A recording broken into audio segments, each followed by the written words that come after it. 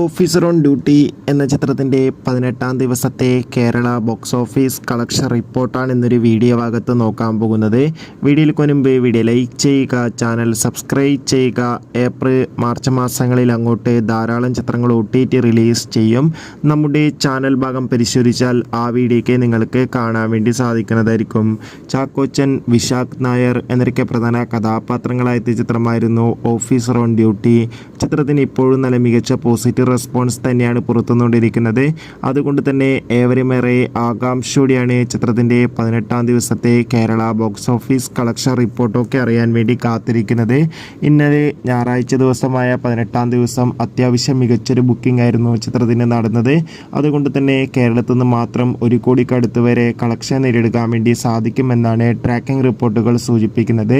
എന്തായാലും കാത്തിരിക്കാം. Officer on duty എന്ന ചിത്രത്തിൻ്റെ കൂടുതൽ ബോക്സ് ഓഫീസ് കളക്ഷൻ റിപ്പോർട്ടിനായി ചിത്രം കണ്ടവരുടെ അഭിപ്രായം തീർച്ചയായും കമൻറ്റ് ബോക്സിൽ രേഖപ്പെടുത്താൻ വേണ്ടി ശ്രമിക്കുക.